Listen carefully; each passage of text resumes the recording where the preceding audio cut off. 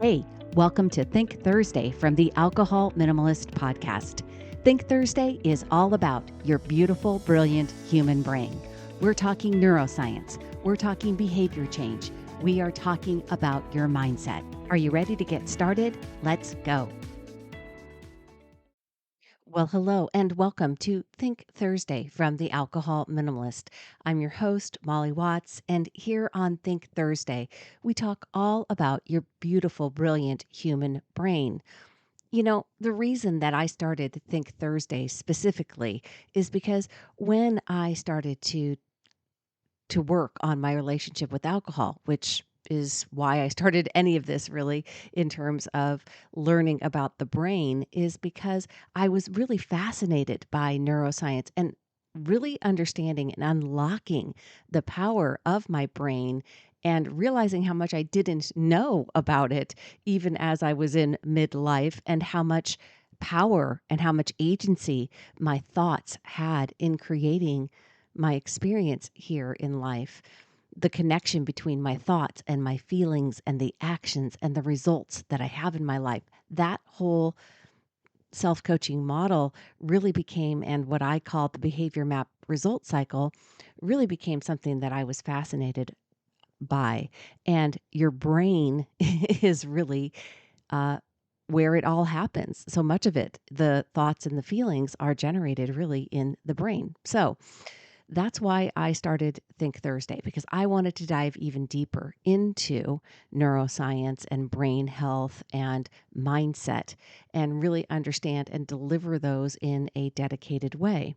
And this week, it's been a big week here in the United States. This is dropping on January 30th, and our new administration has taken the reins. And right away, there's been a lot of fear and unrest and kind of a chaotic environment happening for people who are very concerned. I know, I know we all probably have friends and connections and people who are being impacted or threatened by the budget cuts that have been announced by the administration. And again, this is not a political conversation, but these cuts could impact different areas and different people, healthcare, education, um, marginalized communities, and seniors. And it's very unclear. And that uncertainty brings a lot of fear. And fear and uncertainty definitely have a way of paralyzing us, don't they? And we get caught in cycles of worry. And for many of us, our first instinct is to retreat into the comfort of behaviors. Maybe, that could be doom scrolling, it could be overeating, it could be pouring a drink at the end of the day. Um, and I want to help us shift from fear to action and a different action. So, you may have heard this quote from Mr. Rogers. It's kind of a famous clip, actually kind of controversial clip, where he talks about when he was a boy and when they would see scary things or catastrophes on the news, his mother would say to him, "Look for the helpers. You will always find people who are helping." And I think, and if you put that in context, let's just say maybe of the Los Angeles fires, right? Instead of looking at all the fires and all the devastation and being just brought to being utterly hopeless and feeling despair for people, if you look for a story about the people that have come in and are doing really good work to help bring people back and to help save people and the firefighters, when you look for the stories of the helpers, it will help you have a different perspective, right? And to remember and to look for those other sides of anything that is bad or scary or overwhelming in the world. We can find another perspective of a helper that that will lift you up in spirit. And I think that's a really great way to help reframe your thinking. But today I want to take it one step further, and that's I want to ask you to think about how we can become a helper. I think seeing helpers helps us remember, but then we want to take an action and use our own real life experience, because when we help others, we don't just improve their lives, we improve our own, and we improve our own mental health and our own mindset. So, I will admit I'm right there with many of us this week, feeling a little sense of hopelessness and feeling some feelings of despair. And I wanted to, and fearful, right? And I think it's a, first of all, just want to legitimize and say it's a natural response. It's kind of hardwired into our biology. When we perceive a threat, the amygdala, the fear center in our brain, kicks into gear and triggers those kind of paralyzing fight, flight, or freeze responses. And of course, it was useful when we were facing predators, but today those threats are typically more emotional or psychological, just like this week, not physical. And we when we're in this fear loop, our brain is trying to solve the problem by kind of keeping us on high alert. So, unfortunately, that doesn't motivate us to act. It often leads us to inaction or taking negative actions, coping behaviors, instead of really moving us in a positive forward way. The good news is that fear isn't a permanent state, and we can shift our brains out of fear by engaging that prefrontal cortex, the part of the brain that's responsible for decision making and rational thoughts. And one of the most effective ways to do that is through acts of helping or generosity, acts of kindness. When you focus your attention elsewhere and trying to help, you will move yourself out of that fear state. When we help others, our brain doesn't just light up metaphorically, it literally lights up. A 2016 study using neuroimaging found that when people engage in acts of generosity, the pleasure centers of their brain activate and create feelings of happiness. This effect they often call the helper's high, and it is linked to that release of endorphins, those feel good chemicals that reduce stress and increase pleasure. And another study from 2009 tracked participants and found that those who performed regular acts of kindness reported a higher life satisfaction than those who didn't. So, why does this happen? Well, like I said, endorphins and dopamine. When we give, our brains release endorphins, creating that natural high similar to what we experience maybe after like exercise. We also get a boost of dopamine, which, as we know, dopamine is what motivates us to try to do it again. And so the neurotransmitter, I mean, both of those together, endorphins and dopamine, are a good cycle that keep you wanting to do the same thing. Oxytocin's also released, which is often called the love hormone. Oxytocin is what helps us engage in social bonding. And so acts of kindness and acts of helping trigger that response, which promotes feelings of connection and trust.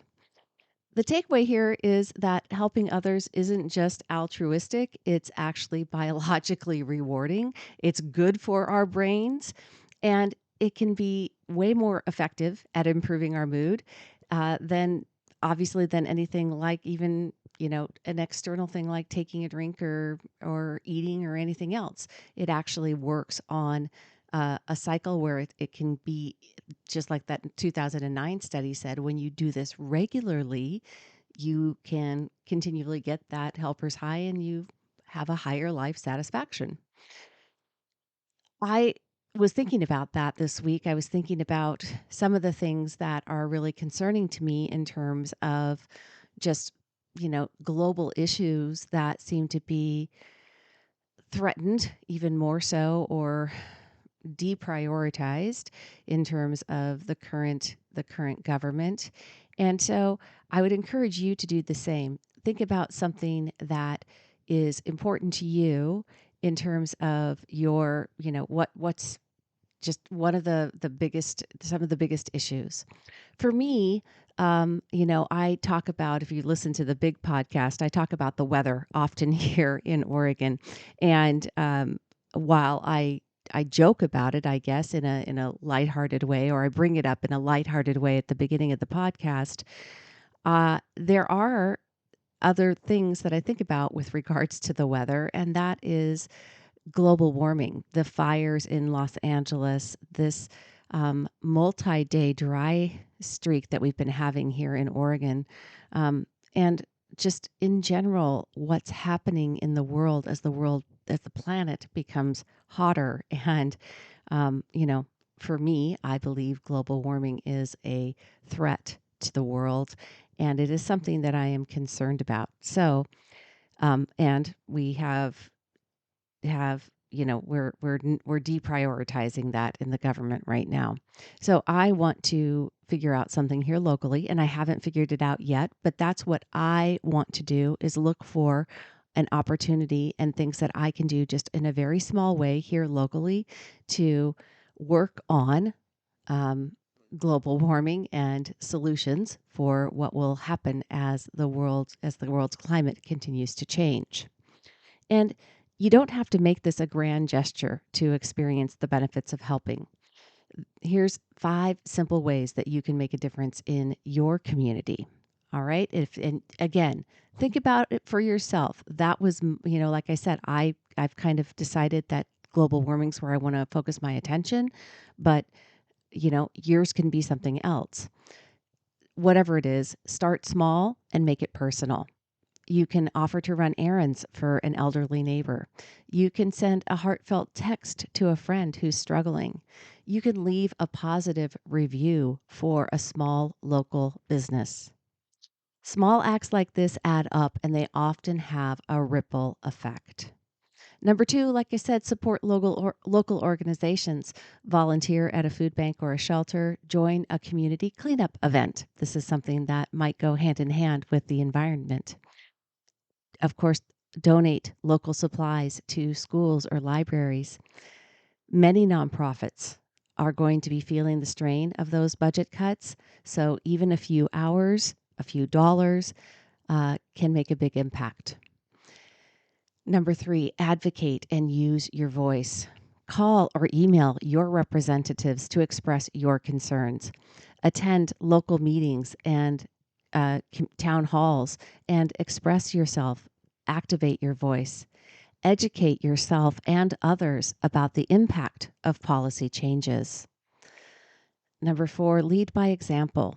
Model resilience and optimism in your daily life. Talk about, look for helpers and share those perspectives with people. Share positive stories and solutions, not just focusing on the problems.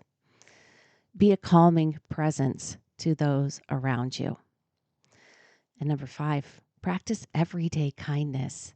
Smile at a stranger, compliment a coworker, hold the door open for someone. Say please, say thank you. These small amounts of connection can shift the energy in your community and help you feel more connected to others. So, how do we keep this? Many of us have been doing dry January, and I know for some people, this week, presented an extra challenge. It's the end of the month. Sometimes the end of the month feels like it's not worth it anymore. It's January 30th today, like I've teased all along, because tomorrow's Friday, January 31st, and you know, is there anybody still going to be doing dry January with me on January 31st Friday, or are you all going to throw in the towel? Um, this is the thing. We when we help others, instead of reaching for a drink, we're doing something radically different. We're giving our brain a natural dopamine hit, releasing endorphins, and over time, it actually rewires our brain to seek healthier coping mechanisms. Helping others can be the most effective stress reliever because it shifts our focus outward. It reduces rumination, which we just talked about recently, and it builds long-term resilience. So here's my challenge for you this week. Do one small thing to help someone else. Whether it's volunteering, donating, or simply offering a kind word, reflect on how it made you feel. Did it shift your mood or reduce your stress? Then do it again. And if you do it, I would really love to hear about it. Send me a message, molly@mollywatts.com, or share your experience in the Alcohol Minimalist Facebook group. Remember, fear thrives in inaction, but helping actions, no matter how small, create momentum. Let's be like Mr. Rogers and look for the helpers, but also become helpers ourselves and inspire others to do the same. Until next time, my friends, choose peace. I will see you on Monday.